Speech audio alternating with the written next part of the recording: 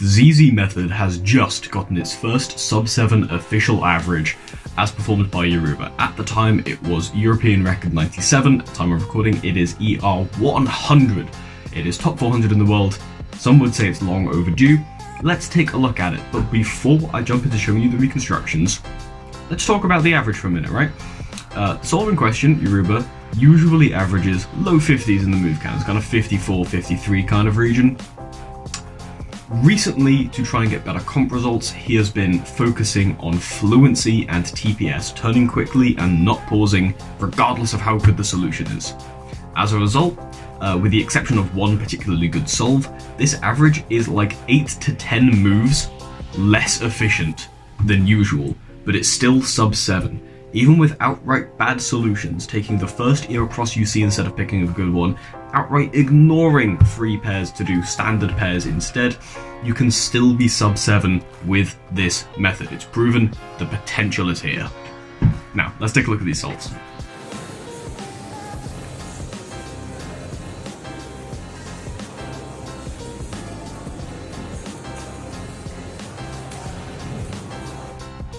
So, the first solve in the average actually wasn't recorded, so we'll be starting out on the second solve. The first solve was a 723, and it is the high solve of the average. It did not count. This is a 694 at 9.7 TPS, which of course did count. And from this axis here on green is 1, 2, 3, 4 flip. From the red axis, a 1, 2, 3, 4, 5, 6 flip. So, Yoruba decides to do the 4 flip with blue front, yellow cross. Very simple. There are a lot of options here, and Yoruba just does the most straightforward, blank, easiest ear cross solution here. U prime, R prime, F prime to solve the EO and put the green on the bottom. D prime, R2, D prime to solve blue with it. L2, U prime, R2. Now let me show you what a nice alternative to that might have been. So if we take the same scramble, when we put all 4 on the front and we go to do F or F prime, instead of doing F prime to solve the green, we could do F to solve the orange. And if you go back to the scrambled state, you notice we start with red here. So we could start with a B2 to solve red, then put the orange in at the front. And if orange is at the front, we're going to want blue on the left, which conveniently it will be there after the B2. And that's our best alternative ear cross here. Now from this position, there are a lot of options for first pair. You could solve front right, although it is front right. You could keyhole back right. What Yoruba decides to do is U prime, R prime, U2, R for this pair here. Interesting. So after we solve this, we've built ourselves a free pair for back right. But like I said, there is lots of missed potential in this average. This isn't the pair Yoruba was tracking. Instead, he saw this one first. So he's going to do this pair, but seeing this free pair allows him to instantly track it and go into that next. After this, we just have a twisted corner in back left, and you could rotate to a front left, you could rotate to a back right. He just does it as back left. Sorry, he takes it out with a U, not a U prime, and solves it as so. This gives him back soon, which he does, into an F perm. Yoruba does the F perm with a wide F one that starts like that. I don't know that one. I just do standard, but Yoruba does not do the standard F perm.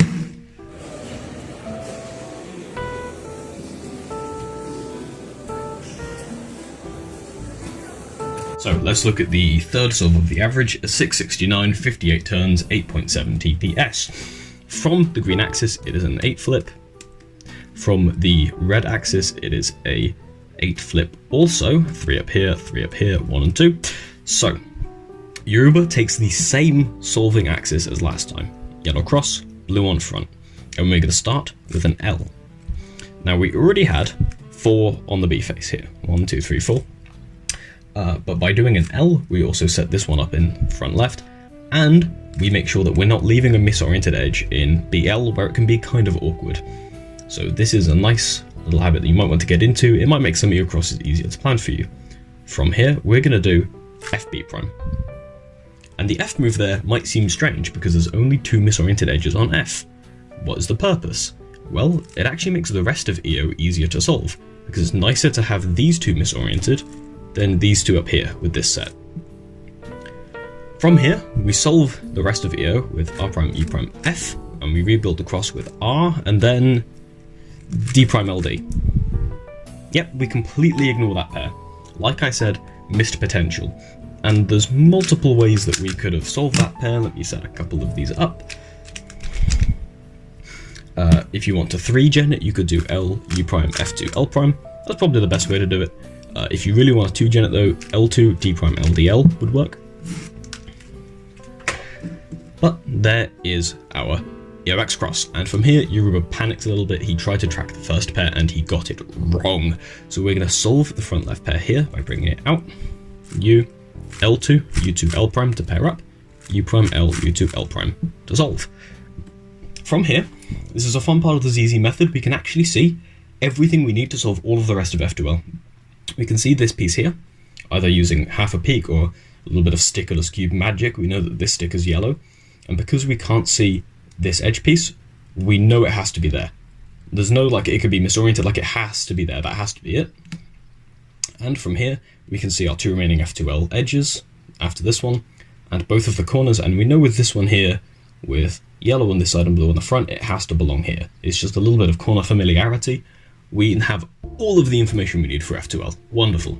So, U2, D prime, and we keyhole back right over here. Then we're just going to solve front right. It is the most obvious pair again. Pair it up with the U2, put it in, and from here, Yoruba knows a handful of OLS cases for some of the trickier F2Ls, and this is one of those. So we're going to put the F2L pair in front left here, L prime, U2L, U prime, pair it up, put it in, and there's no OLL.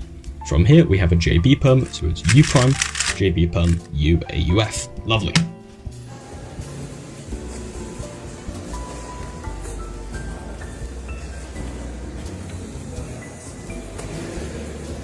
Now onto the third solve of the average. It was both the fastest solve of the average, being a non-counting 607, and the lowest TPS in the average, just 7.9 TPS. Just 7.9. So we take a look at this, and from the green axis again, we have 1, 2, 3, 4, 5, 6 flip. It's also a 6 flip from the orange axis, but we choose pretty really good EO cross here on the green axis, and again it's blue front, yellow EO cross. And what we're going to do here first is B. And yes, there was only 3 bad edges on the B face, but by doing this B, it solves these 2 cross edges relative to each other, putting red down here, and it gives us 1 bad edge that we can bring over here with R2. And this does put orange in the wrong spot, but don't worry about it. The remaining bad edge is the green edge on the top. We can do U prime and F and solve it across with R prime DR. Lovely. From here, there's 2 relatively obvious pairs. There's back left here and back right here. Yoruba chooses to go with back left, U prime, RUR, LUL prime. Then back right by L prime UL and inserting like this. Maybe it's a stylistic thing. I personally would have gone U into the 5 mover. It saves 1 HTM. It's the same QTM.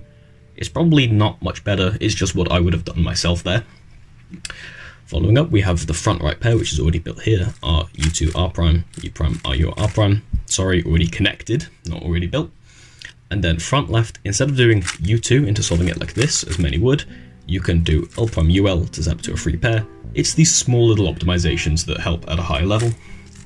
And we insert, and we get soon.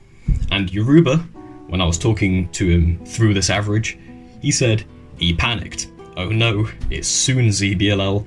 I'm not going to be able to recognize it in time for it to be useful, for it to save any time. And then he saw it and he realized, actually no, this is an easy one. I can do this one. This led to a really long pause before executing the ZBLL, but he did do it in the end. It's F, R prime U2R, F prime, R prime F, U2, F prime R, U. Whew, I had to write that one down. So while that was the cleanest solve in the average by far, it is still not free of sin with that massive last layer pause.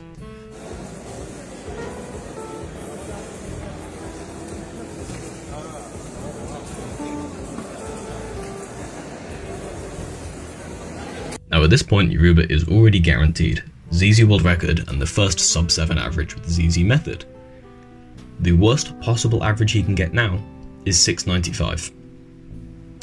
But he wants to get the best average he can possibly get. So when he says ready and the judge lifts the cover and he gets this scramble number 5 with 1, 2 yellow cross edges already solved, a 2 flip on the blue-green axis, If you flip onto white cross, you have one solved cross edge, one that's an R move away from being solved. These two are almost solved, and there's a built pair.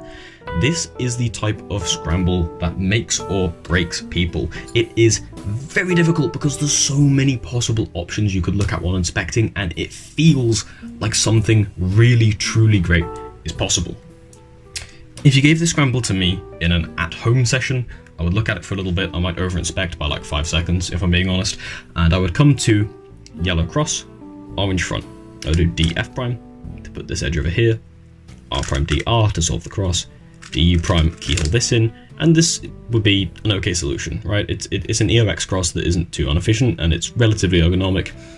It happens to set you up for a nice solve, right? You get this 5 mover here, you get this insert, you get this, which you can cancel into OLL, and then you get T-perm. Fine. Let's look at what the sensible Yoruba did in competition. F prime. Okay, we're taking the 2 flip with blue on front and yellow cross, and we're starting out with F prime, because this sets us up to 3 bad, and this orange edge is connected to its center. So when we do U prime R prime to get a 4 flip, this is solved. And we do F, not F prime, to solve the EO, and DR D prime. Fair enough. That is a simple, easy, reasonable EO cross. It's the type of thing we want to do here. Then we're going to do U, R prime, U R, U prime R, U R prime for this first pair, and we have a hell of a case over here. Yoruba takes the very simple, easy solution of solving this pair into back left, like so. However, if Jen is in the audience, it may have been noticed that you can do some wonderful multi-slotting with this. If you pair up this pair like so, you can then pair up this pair while inserting this one, and you can just solve left block like that, which happens to set you up with a free pair. But not only that, a free pair that you can cancel into OLL, which gives you a U-perm. So that's cool. But Yoruba took the easy F2L pair and was even able to cancel that into building this next pair here.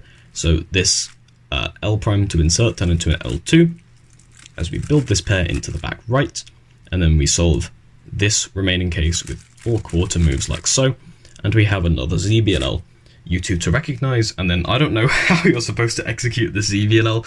I'm just going to go move by move. There you go. That was a ZBLL, but that was a 713 official solve, so only slightly below worst possible average for a 693 ZZ World Record average. Congratulations, Yoruba, and I hope if you've sat through and watched this, you can see just how much potential this average had. Each solve could have been much more efficient, much more tightly executed. Everything here could be better. That's not meant as shade to Yoruba. This is a massive achievement for him and the ZZ method, but instead this is a demonstration and a celebration that we can go much further. Thank you for watching. Hit all of the buttons, please.